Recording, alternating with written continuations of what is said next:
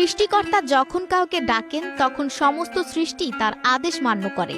এমনই এক জীবন্ত দৃষ্টান্ত হয়ে উঠেছেন লিবিয়ার যুবক আমের মাহাদি মনসুর আল গাজাসফি, যার হজ যাত্রার রূপ নিয়েছে ঈমান ও আল্লাহর কুদরতের এক বাস্তব প্রমাণে। চলতি বছরের হজ পালনের উদ্দেশ্যে সৌদি আরবে রওনা দিয়েছিলেন লিবীয় এই যুবক, কিন্তু যাত্রা শুরুর মুহূর্তেই ঘটে যায় এক অবিশ্বাস্য ঘটনা, যা হয়ে উঠেছে আল্লাহর কুদরতের এক জীবন্ত দৃষ্টান্ত। ইতোমধ্যেই সামাজিক যোগাযোগ মাধ্যমে আলোচনার কেন্দ্রবিন্দুতে পরিণত হয়েছে এই ঘটনা।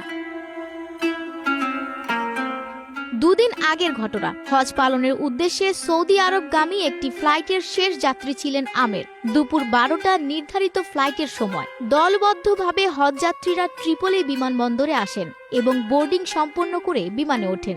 কিন্তু শেষ মুহূর্তে আমেরকে জানানো হয় তার পাসপোর্টে একটি নিরাপত্তা সমস্যা রয়েছে, তিনি প্লেনে উঠতে পারবেন না। নিরাপত্তা কর্মকর্তা একরাশ দুঃখ প্রকাশ করে বলেন, সবই আল্লাহর ইচ্ছা, হয়তো এবার হজ তোমার ভাগ্যে নেই। কিন্তু আমেরের জবাব ছিল অবাক করা। তার মুখে ছিল দৃঢ় বিশ্বাস ভরা জবাব, ইনশাল্লাহ প্লেনটি উড়বে না, আবার আসবে। আমার নিয়ত হজ, আমি অবশ্যই যাব। প্রবল বিশ্বাসের সঙ্গে দেওয়া তার এই জবাবের কিছুক্ষণ পরই ঘটে যায় প্রথম বিস্ময়। এয়ারপোর্টে ঘোষণা এলো প্লেনটিতে যান্ত্রিক ত্রুটি দেখা দিয়েছে আর সেটি ফিরে আসছে। বিমানবন্দরে সবার চোখ বিস্ময়ে বড় হয়ে গেলেও পাইলট আমেরকে নিতে রাজি হলেন না। বিমান আবার উড়ে গেল। কিন্তু গল্প এখানেই শেষ নয়। মাঝ আকাশে সেই বিমান ফের বিপাকে পড়ে।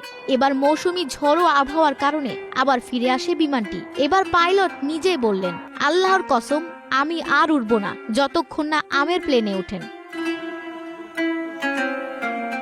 শেষ পর্যন্ত শুধু আমেরের জন্য খুলে দেওয়া হলো বিমানের দরজা। তিনি উঠে পড়েন সেই বিমানে, যেটা দুবার ফিরে এসেছে শুধু তার জন্য। সৌদি পৌঁছে তিনি বলেন, আমার আনন্দ ভাষায় প্রকাশযোগ্য নয়, আল্লাহ তার কুদরত দেখিয়েছেন। এই কাহিনী আমাদের শেখায়, নিয়ত বিশুদ্ধ হলে আল্লাহ রাস্তা করে দেন। আমেরের হজের নিয়ত ছিল খাঁটি, আল্লাহ তাতে বরকত রেখেছেন। পরীক্ষা আসে, কিন্তু যারা ধৈর্য ধারণ করে তাদের জন্যই বিজয়। একা বসে থাকা আমেরকে আল্লাহ এক বিশেষ মর্যাদার আসনে বসালেন। ঈমান শুধু মুখের কথা নয়, তা বাস্তবে প্রমাণ করতে হয়। এই ঘটনাটি যেন প্রতিটি হৃদয়ে জেগে তোলে ঈমানের আলো, দৃঢ় বিশ্বাসের শক্তি এবং আল্লাহর কুদরতের প্রতি নতুন আস্থা। আফসানা ভুইয়া, প্রবাস খবর।